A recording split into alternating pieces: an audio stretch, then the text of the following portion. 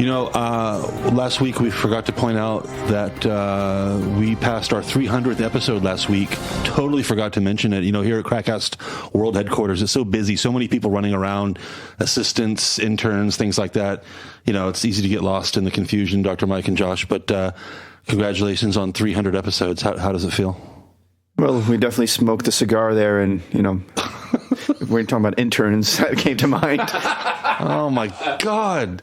It's kind of a dated reference. Wow. Though. Yeah, very, very dated. Very dated. Anyway, 300 episodes. Thanks for listening, everybody. We hope you can find at least one or two that you might find worthwhile.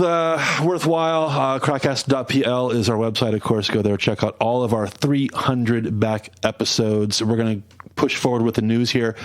Going into March 2021, is it March where the rain comes, or is that April? I forgot. Well, it's usually April showers. April showers, May flowers, and March is just shitty, basically. Well, in England, it's March winds. Yeah, that's right. March usually sucks here, doesn't it? I mean, it's not cold, but it's just kind of nasty. It's getting and wet brighter, though. March is usually the time of year when you see the biggest difference and then you also have the change of time in the end of the month as well. Thank you, God. That's right. The 21st, what is it, the 20th? It depends on exactly when that Sunday is, but the third Sunday. That's right. We finally, set the forward, right? Spring forward. And so the day gets longer. We're looking forward to this since, October, November? Since it stopped being. Oh, my God. Thank you. Anyway, let's jump into the news for this week. Dr. Mike, I'll start with you. I saw this headline, and I've been waiting to ask you about it.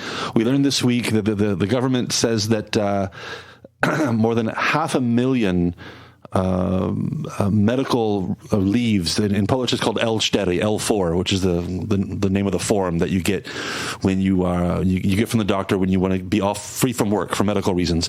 And the number of L4 releases given for mental stress passed 500,000 this year. I guess we can put it all down to COVID and the stress that results from the whole COVID situation. 500,000 L forms given because of mental stress, resulting in more than 5 million lost work days. Now, a lot of people listening might not be familiar with this program. I wanted to ask you about how easy is it to either fool a doctor into believing that you actually need this release from work, or is it more of a situation where doctors are kind of happy to be fooled? What do you think? I think doctors in a lot of scenarios don't really have much to lose here. They see a patient whinging about something, complaining, feeling bad, I have a headache, diarrhea, etc. And the doctor knows, okay, we'll give you the week off, etc. You have to remember, the reason a patient wants this medical signature saying that he's sick is because then Zeus pays for part of your wages during that time. So, you get 80% now? It's 80%, yes. So, you're getting time off work, but you're still being paid. Because otherwise, you could take time off, but then you wouldn't be paid. If you have this medical note, you get some money in the bank as well. And most doctors, if it's for a couple of days, they have nothing to lose. And, maybe the patient is exaggerating, but they're thinking just to be safe, I'll give him a couple of days off. Do you think there's a weird incentive aspect to this whole thing? Because, as you said, in Poland, when you have L4 from the doctor, you get 80% of your regular wages paid for by the government. So when I say a weird incentive, in other words, your employer is not necessarily disappointed to learn that you have a medical leave because they don't have to pay you. Yes, because then it's your insurance paid for by Zeus that covers your wages during that time. Right. I mean, your employer knows, okay, you're not showing up to work means they're losing you as productivity, and maybe they need you to work on a certain project. But believe me, we all know people who if they didn't show up to work, the employer wouldn't necessarily, let's say, suffer too much. Wait, Mike hasn't been here for a week. So I have to believe that there are situations where an employer finds out that somebody's an L4, they go, oh, you know what? Okay, no problem. Well, we save some money. So I don't know what that means in terms of, again, incentives and outcomes, but it's kind of weird. So it means if you've got a wee cough, then you can go to the doctor and get a week off. Exactly. Good one. Good one. I would be working on that. Yeah. Dr. Mike, I mentioned to you before we started recording. I'm going to get mental stress. I mentioned to you about how I've always been kind of confused or maybe impressed by the fact that very often in Poland, you hear this a lot. People say that they're on L4 for the whole week because on Monday they had a cough. They went to the doctor and the doctor just gave them the release for the whole week on the assumption that they're going to be sick for 5 days. Why are doctors kind of like generous by default? Why do they always assume? It's not their money. Well, that's true. Why do they always assume that a little headache on Monday means you need to take the whole week off? Well, I've actually had experience with doctors where, you feel bad. It's like, 2 days is enough for you, fine, et cetera. But most doctors, for it's less hassle, they know if they don't give that patient the full 5 weeks and full 5-day week, that the patient will show up on Wednesday and ask for another one and hassle them. That's true. And the doctor doesn't necessarily make more money on that extra visit. You also mentioned, again, when we were talking before we started recording, you also mentioned that the government is actually getting smarter about kind of exposing cheats and frauds through social media. Yes, it's true. It's like a lot of people use this to extend their vacation. But if Zeus checks your profile on Facebook and sees like during Elstede you are on a ski vacation in Austria, while apparently you had a broken leg, they might get a little suspicious. And then in that situation, not only are you in trouble, but also the doctor that signed the Elstede might be also. I remember on one of our previous 300 episodes, we did talk about this. How I forgot the numbers involved, but there is a statistically significant increase in L4 reforms on Fridays and Mondays and on Fridays and Mondays in the holiday season. So people just get an extra day or 2 or 5 or 10 or whatever by telling their doctor about how their back is just killing them and I need extra days off. But then they go and post pictures on Facebook. But anyway. Limbo dancing, yeah. So what can you tell us, Dr. Mike? I mean, not that we would ever do this, of course, and all doctors in the medical service are strictly, professionals, et cetera. Very ethical. But if theoretically someone did want to maybe exaggerate the severity of their ailment for the purposes of getting a medical release, what are the right boxes they should tick? I mean, again, theoretically speaking, when talking to a doctor.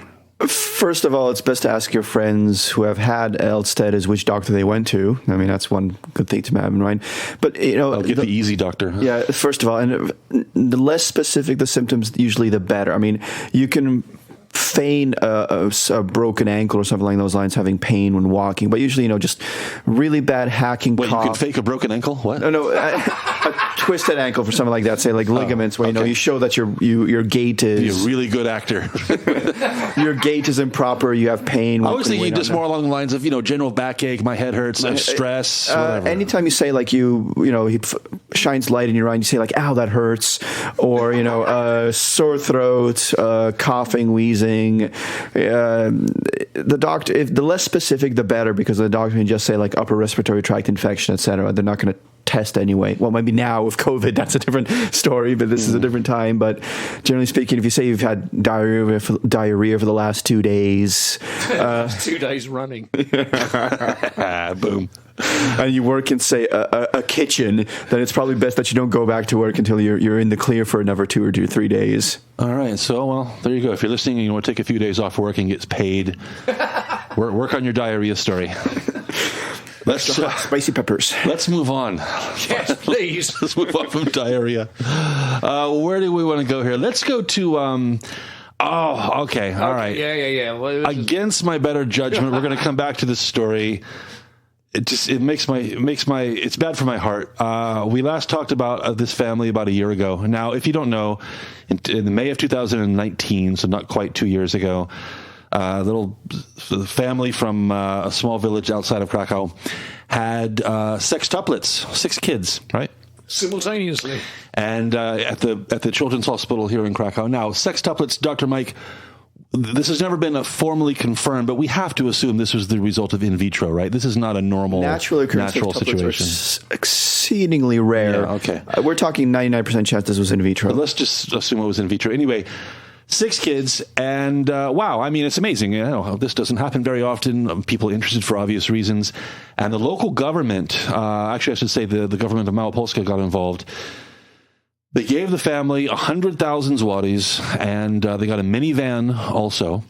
And then over the following months and now years, this family has continued to be the recipient of very generous financial support from the government. Now, as I said, they got $100K, they got a minivan, then they got $350,000 last year, they got $900,000, and then just this week we learned that the government is going to give them another $900,000 to be administered via the provincial government. In other words, they don't get a cash handout. It's well, actually, of course, they also get $3,000 a month on the 500. Yes, they get the 500 plus. That's exactly. And they also had another child before this. They actually have 7 kids, so they get $3,500 a month from that. At what point are we allowed to ask how much longer the government is going to be this generous with this family? I'll put it that way. I have a question. Sorry, I've got zero interest in the whole topic, but okay. I mean, are these kids all identical? No, it's 4 girls, 2 boys. Are any of them identical? Don't know, haven't looked. But I'm assuming, just statistically speaking, that, we definitely got a couple of pairs of twins in there somewhere. Yeah, probably not. I don't know. I don't think they are. No. Oh, that's a shame. That's your only question? The government's vomiting money all over these people, and your only question is, do they look the same? Well, Jesus. Dr. Mike, people who have triplets or twins, they don't get half this money or 1/3 of this money. They get fuck all. So, I mean, obvious questions of fairness have to be in play here, right? I mean, I'm happy with the family that they're getting this financial support. Yes, and I want them to do well. Best of luck. The government is spending a lot of money on trivial things. I prefer to go to causes like this. Let's put it that way. But I do agree that there's something just not right here. That if you happen to have 3 sets of twins in a row, you're not going to get this kind of payout, but you're still going to have the same amount of financial burden and hardship as these parents. This is taxpayers' money. I could understand like one big payout if private sponsors companies are like, show that you're using Pampers and we'll give you an extra $100,000. That's what I said last time. There's got to be commercial opportunities for this as well. Let them make money that way. I mean, come on, $900,000 is more than enough. Maybe twice. And I didn't do the math exactly. That could fix the heart of some small. Yeah, check out episode later this week for that. No, you could hire, each of the 6 could have their own dedicated nurse or au pair or whatever living with them 24/7, and that still wouldn't add up to 900,000 zlotys. I think it's fair to ask, where is this money going? Why do they need this much? And at what point are we going to cut them off? I mean, when they're 18 or something. I don't know. Yeah, is this going to be like every year until they go to university? I mean, I don't know. I don't know why I'm bothered so much by this, but I'm just a little worried. Like, are these parents also paranoid? Like, they've gotten used to this money and it's helping them, but have they realized they need to like save up and build up because this could end at any moment, and then it will be hard as well. Family of 6, you get nothing apart from the 500 plus. Have 6 at one time, you get about $2 million in the first 2 years and counting, because God knows how much longer this is going to go on. So I don't know. I have a feeling we're going to be talking about them a year from now when we learn that the government gives them $5 million or $10 million or whatever for the next couple of years. And of course, they're going to be starting preschool soon, and so they need clothes for that. And this just goes on and on and on and on and on. But also, Dr. Mike, off the top of your head, sorry to catch you off guard like this. We mentioned the in vitro thing, which is obviously becoming much more common in society, not just in Poland, but everywhere. And so we can expect more of this in the future. Maybe not 6, but certainly multiple births. Any idea, any impression as to what portion of all births are now kind of in vitro? You have a sense of that, maybe? Oh, in Poland, we're still talking low single digits. It's when we're talking multiple births, so like more than 2 or 3 children, then the likelihood that it's in vitro is probably 30% or something like that. But generally, births in Poland in vitro is still low percentage. All right, enough of the sextuplets. Let's talk about the Olympics. Yay, the Olympics! I'm using air quotes. The Olympics, those Olympics, the European Games or whatever they're called. After just an amazing start in Baku, Azerbaijan, and an incredible second edition in Minsk, Belarus. The European Games train rolled into yes, the European Games have threatened to select Krakow for their next site. This is the 2023 European Games, Dr. Mike, but there are increasing doubts, not only because of the COVID situation, of course that doesn't help, but the financing is very murky here, and Jacek Marchowski, Krakow's longtime mayor, needs some assurances about the financial stability of the games before he gives the okay. We're about 2 years out here. It looks like we're reaching kind of crunch time for a decision. Yes, it's kind of funny because Majerovsky, he was more or less petitioning for the city to be the host city of these Olympics. Nobody else wanted a job. And he seems... Literally nobody else. That's not a joke. Literally no one else wanted them. Well, he seems really, gung-ho. I guess it's part of his legacy to be this, I guess. But the problem is, he wants financing from outside the city and the region to assist with this. But the problem is the government is a little wary of this. Sachin, the minister that was in charge of these kind of things, said earlier, it's like, okay, we'll give you the money as soon as you start actually doing something or, signing contracts and officially declaring that this area or this place will be this event and that event. And now the Marszałek, the head of the provincial government, has said the same thing. It's like, okay, we can talk about finances, but first, put it on paper that you'll be hosting and that, these agreements have been made. Well, Majerovsky is saying, well, I'm not going to sign these contracts until you guys promise that I'm going to get enough money for this. You go first. No, you go first. And they're saying well, you as a city asked for this and hosted it. We'll help you. But first of all, it's your responsibility. That's when Majerovsky turned to his aide and he said, wait, did we ask for this? Because I'm not sure we did. One of the things that they really pushed when trying to sell it, so to speak, was the fact that the games would take advantage, or they would use existing infrastructure and existing facilities, stadiums, sporting facilities, especially at AWF, the Krakow Arena, of course, the Wisła Stadium, the Cracovia Stadium, and whatnot. Not a lot of major investment needed for brand new facilities, really. So there's it's a shoestring budget, as far as Olympics go. I don't know how much money we're talking about exactly, but this is not like hosting the actual real Olympics. But even still, with that lowered bar, again, with the COVID situation and the city's finances the way that they are, it just doesn't seem the right thing to do right now. I agree. Probably not. But Majerovsky... Besides, we need money for those 6 kids. We got to keep shoveling money their way. Majerovsky, I think, is still peeved about the fact that there was that referendum and nobody wanted the Winter Olympics a few years back. Yeah, that's true. And I think he's hoping that this will be, he wants these Olympics to happen, I guess, as a legacy thing to be, Olympics came to Krakow. Majerovsky was a mayor then, and he organized it, but he also knows that financially it's a burden and he wants somebody else to pay it. I think he also wants the money to come in so under the excuse of the Olympics, he can build up certain roads and other types of infrastructure without actually having to use city finances for it. And what's the word on the street in the sporting community about it? I mean, are they going to be, nobody cares, shedding of tears, gnashing of teeth, rending of cloth? I don't think they give a shit about this. If the event doesn't go. No, ahead. I mean, look what happened at the Tokyo Olympics. The again air quotes 2020 games in Tokyo are now the 2021 games, maybe. And yeah, you do see some discussion about that, but not that much. But these are the proper Olympics. These are the actual real Olympics, and most people are fine with the fact that they may or may not take place. So, are people really going to get upset that this manufactured, European games, whatever they call it? Are they going to get upset that it never happens? I don't think so. Well, I think we should. This is an opportunity to reach out to all the athletes that listen regularly to KrakCast. Sure. And get their input. When they're working out and training, got their headphones on. Absolutely. Ian, that means you.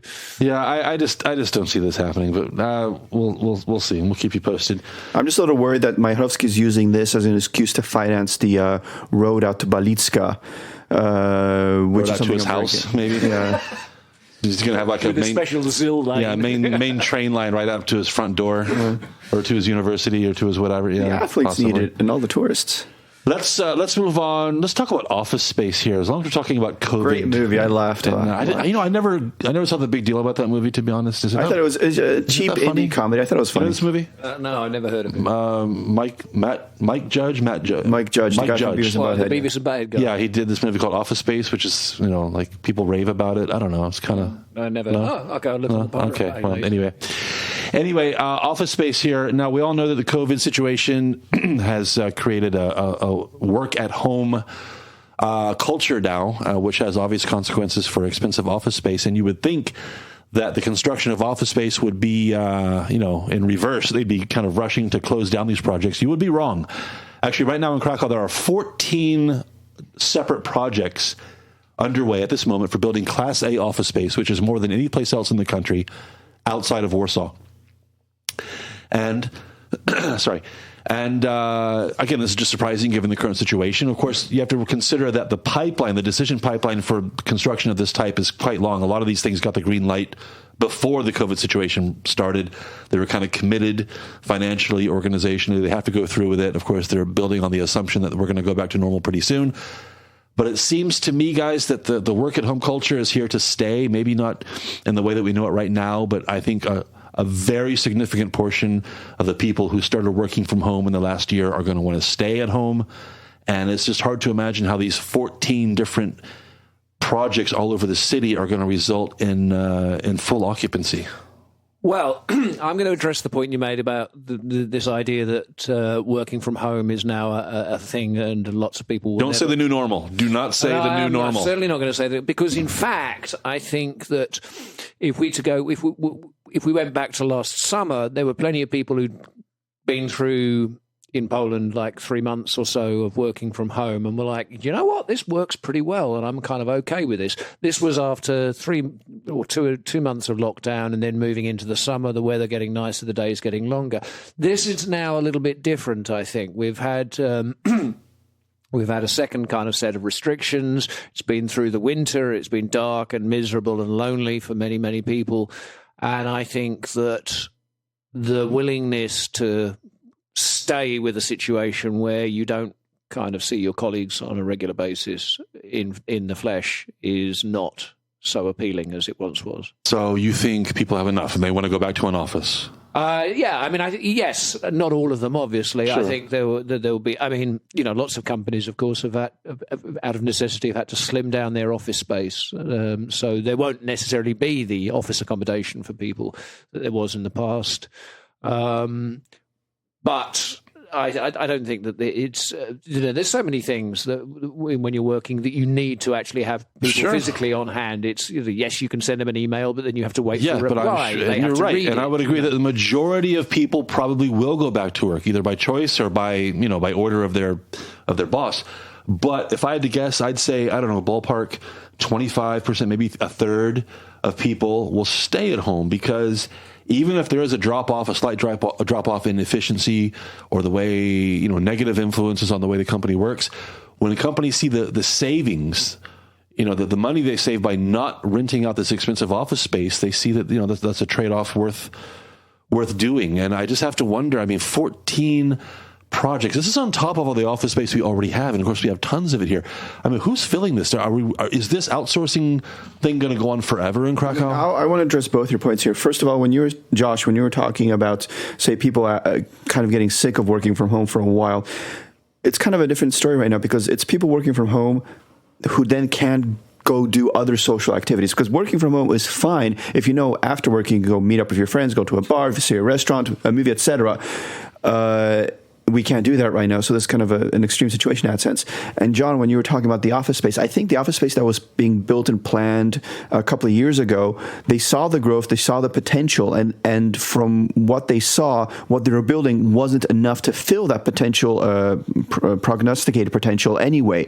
So now maybe COVID will rein in those expectations. There'll be less growth needed, but still these 14 or so sites will still more or less are likely to get filled up with potential clients in the next 2 or 3 or 4 years. Also, of course, it's going to be, I didn't, look into all the details, but one would imagine that if not premium office space, it is at least going to be fully modern. It's going to have kind of air conditioning and, like Ethernet cables and all the blah, blah, blah, blah of, infrastructure. They'll be stealing customers from other older office buildings. Exactly. Well, and there's plenty of office space in the city that's in use, but which is barely fit for purpose. It still has to be a buyer's market. It has to be a buyer's market, even now, but certainly when all this new office space comes online, it's got to be a buyer's market with a depressing effect on the rent. It has to be. I keep thinking about this office building on Lubitsch. I forgot the address. I think it's 27, right at the beginning of Rakowicka, where International Paper is and some bank is. Anyway, I remember when they built that building was empty or mostly empty for a good couple of years before the what do you call it? The people, it was filled. The people who rent the spaces. What are we? The renters. The goddamn, what's tenants. the word? The tenants. Sorry, when the tenants started coming in, and then there was the explosion after that, right? So I remember a time when there was no need for this office space, and now there's this. We go to the opposite extreme. But again, I have the same question: how many more companies are going to relocate here? How long can this outsourcing thing last? And there's not only the office space aspect. Of course, most of these companies are going after the same employees. They're driving up wages, which erodes the wage advantage that brought the companies here to begin with. So a lot of these things are connected, and I find it hard to imagine there are that many brands out there, that many companies out there that are not yet here but will come. I don't know. Obviously, people who build these things know more about this than I do. I mean, software outsourcing is a big one, and I think that is growing. Yeah. I mean, stuff like British and American everybody's a blogs developer that I read. People talk like, "Oh, we're not going to bother about expanding because it's all going to Poland these days because that's where all the software talent is." Yeah, office space after office. I drove by Ruchai the other day down where Motorola is, and it's just these one building after another full of corpos, and you see them on Opolska now and Army Krajowe in the center of town, of course, and by the train station, this what's it called, High Five, and just one after another, and it's just it's an amazing transformation for anybody who remembers what the city looked like. Let's say 20 years ago. Totally if different. You were taking a bus ride 20 years ago. Yeah, we'll get to that in just a second.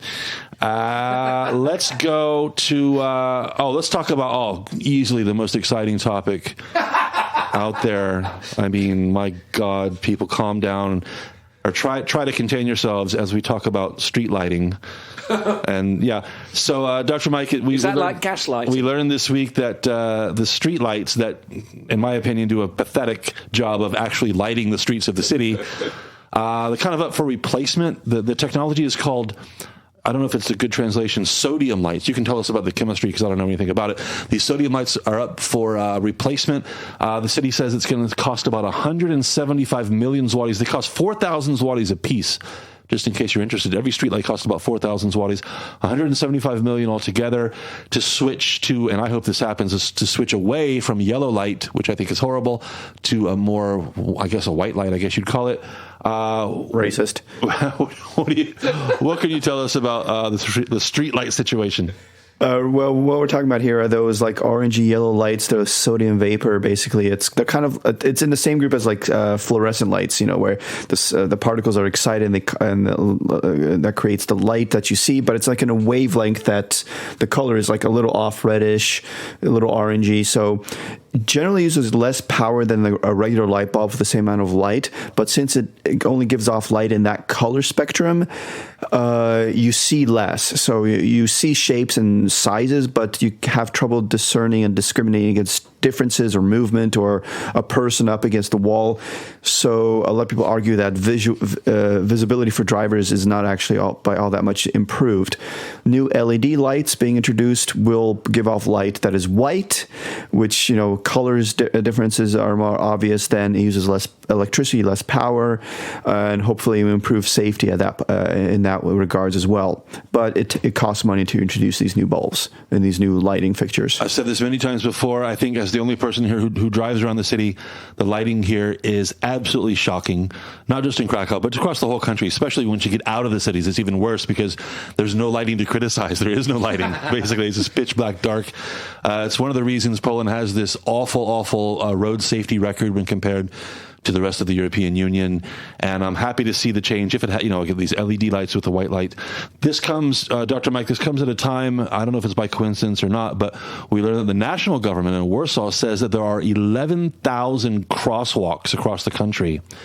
11,000 crosswalks across the country where lighting is an issue, and better lighting could produce a better safety outcome, right, with pedestrians and whatnot. They're allocating 2.5 billion zlotys to what they're calling the Safe Streets program, and the idea, of course, well, it's obvious, to make the streets safer through better lighting of crosswalks. I think we can all agree. I'm sure we can all agree that the crosswalk situation here is awful when it comes to lighting at night. Yeah, I think. I'd really not been living here very long at all when I couldn't help but compare zebra crossings, as we British call crosswalks, with their British counterparts in Britain for many years. You had what were kind of colloquially known as Belisha beacons, which was a kind of black and white striped pole with a kind of orange globe on the top of it, which would blink intermittently.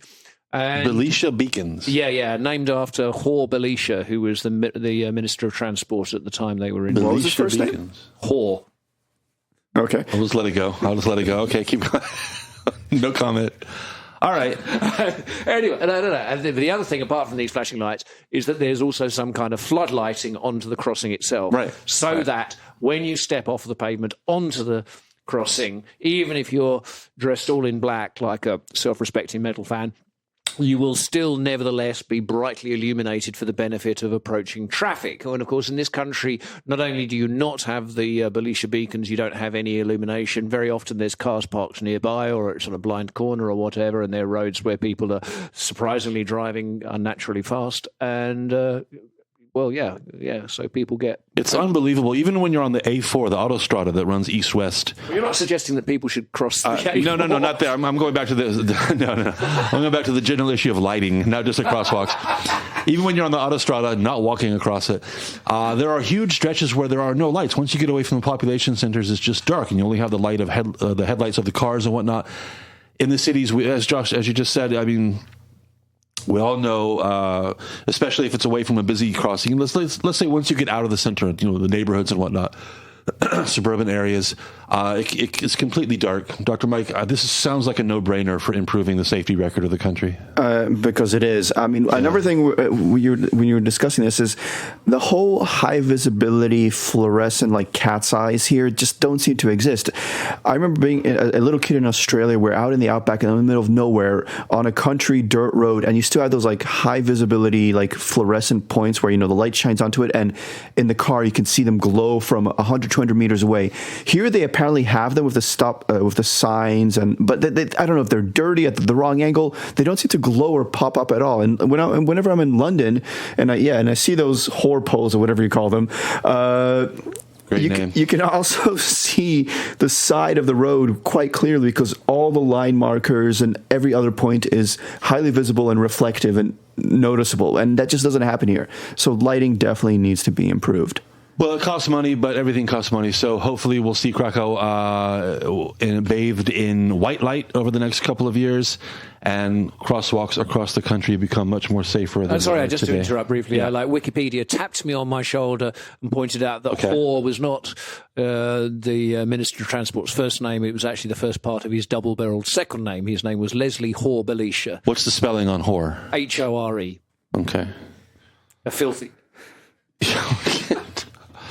Why are we talking about streetlights, but we still find it funny that the word whore is in there? Anyway, where can we go? Oh, let's cool things down here just a moment. His middle name from his mom. InPost has become very familiar to everybody with the explosion of e-commerce, of course. Who doesn't make a trip to the Paczkomat from time to time to pick up whatever the hell you're talking about? I don't. Shut up, Josh. The rest of us do. But anyway, you pass them all the time. I mean, is it Lidl or Biedronka? I think it's Lidl. Lidl always or often has the Paczkomat thing out in front, right? Whatever. Yeah, all in petrol stations. Anyway, they're everywhere. And you might not know that InPost is actually a phenomenally successful company. It's one of the real stars of the Polish business scene. They recently had an incredible debut on, I think it was the Amsterdam Stock Exchange, raised some ridiculous amount of money. They're hugely profitable, and the prospects are looking even brighter for them as e-commerce continues to grow. Anyway, we learned this week that they transitioned what had been up until this point kind of like a pilot program, a testing program. They transitioned it into like a standard part of their offering. They're going to roll it out nationwide, and that's refrigerated boxes, right? Refrigerated boxes in their Paczkomats. Now, Dr. Mike, it seems that this could only mean that they're very optimistic about the future of grocery delivery, maybe flour or something like that. I mean, what other reason could there be for, them investing so much money in refrigerated delivery?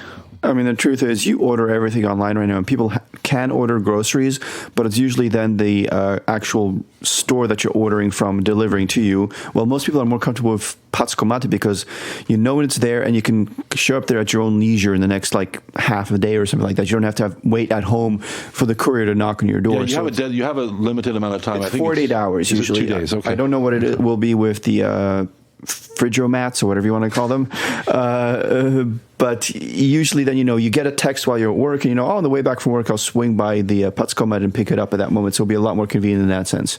Well, I think, we could have a situation. This is the way to buy beer in the future, isn't it? Really? Just especially given that kind of half the liquor stores in this country switch off their refrigerators in the winter because why? Why? I don't understand why. It's because cold beer is still great, even when it's cold. Yeah. I don't know. As I said, this can only mean that they are that they're big on the future of grocery delivery, right?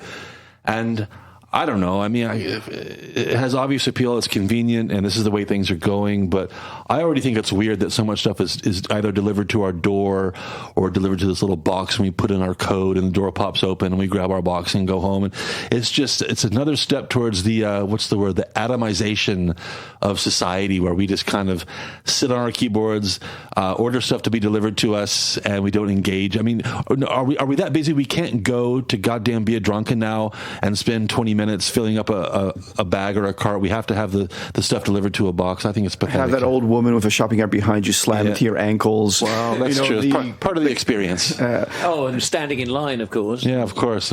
No, it's like, I understand where you're coming from, but there are a lot of things that I want to get done, and I've got my phone in my hand, I click it, and then for me, it's more convenient to go to some of these paczkomats than it is to go to a Biedronka. So I might as well just pick it up there the next days. I mean, for instance, the last thing I bought with this week were contact lenses. They're 20 zlotys cheaper online, and I don't have to wait at home for a courier to deliver them or anything like that. Okay, well, we get our lunch delivered to lunch and dinner. We get our God knows what we get online on e-commerce. What else do we have delivered? Don't at least one of the bike delivery services deliver groceries right now, at least in some limited capacity? I think it's Glovo or something like that will go to Biedronka for you and pick up what you ask for. But it's more expensive then, and you're at home at that moment. But for instance, you're sitting at home at work, you're having guests over on Friday evening, and you want to pick up a few things to be ready, but you realize okay, this stuff is all cold. I can't order it online. But now you realize, I can order those frozen goods as well because it'll be at the paczkomat.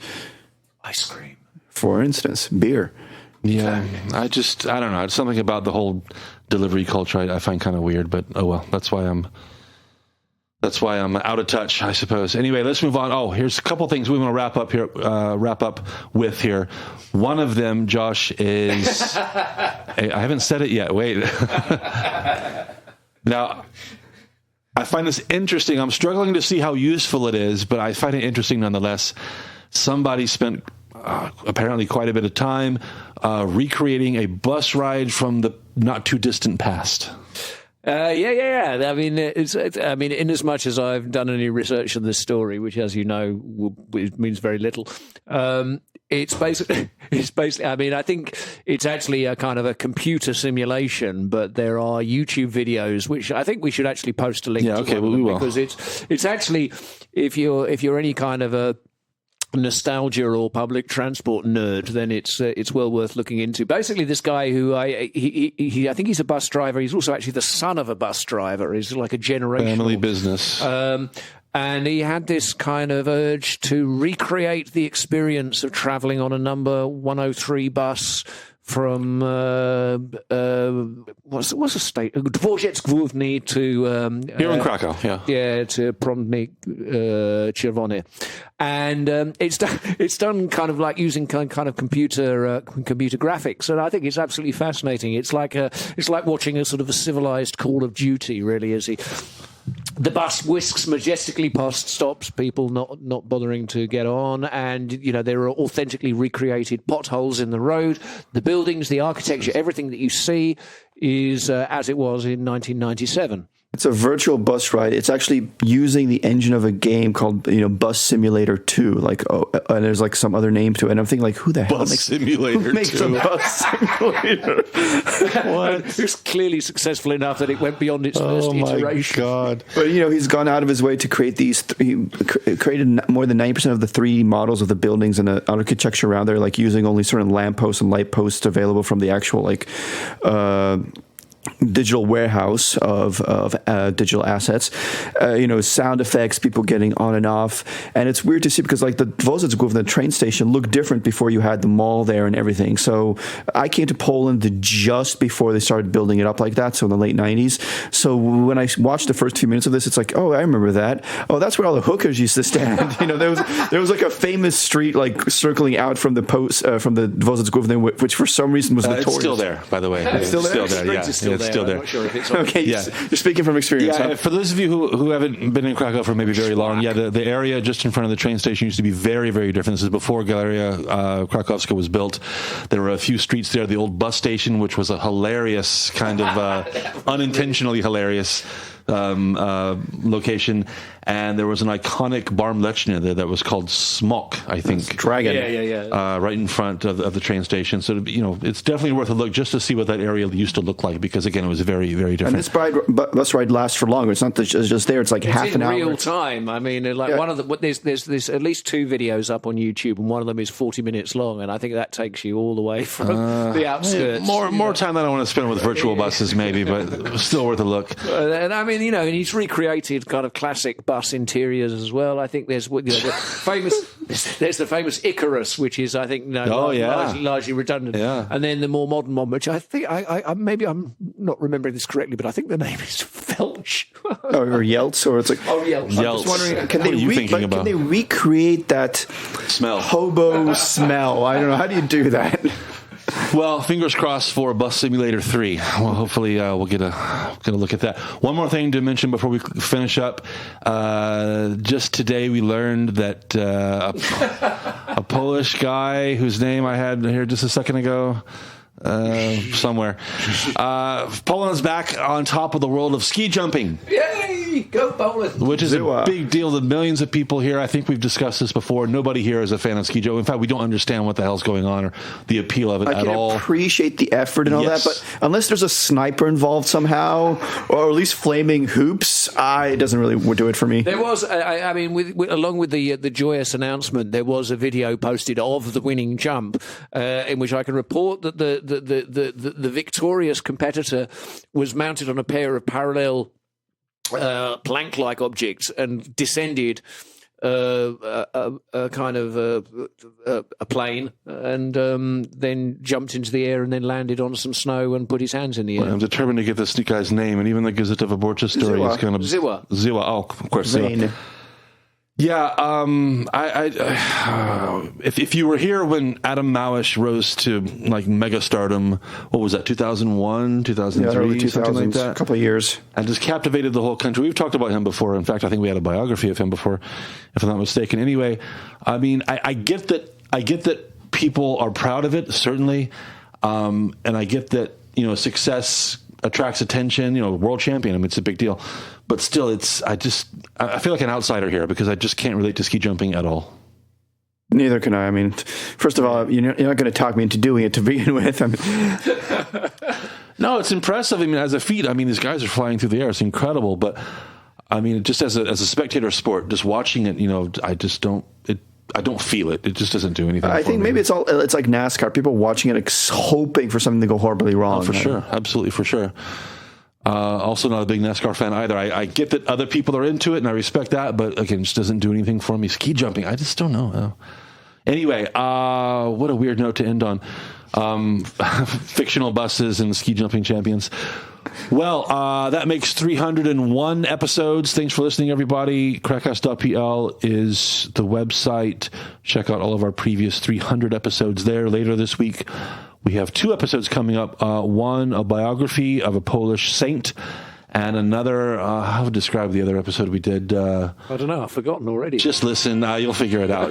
Anyway. It's about the 1%. About the 1%, exactly, yeah. Anyway, thanks for listening. We'll catch you next time on the KrakCast.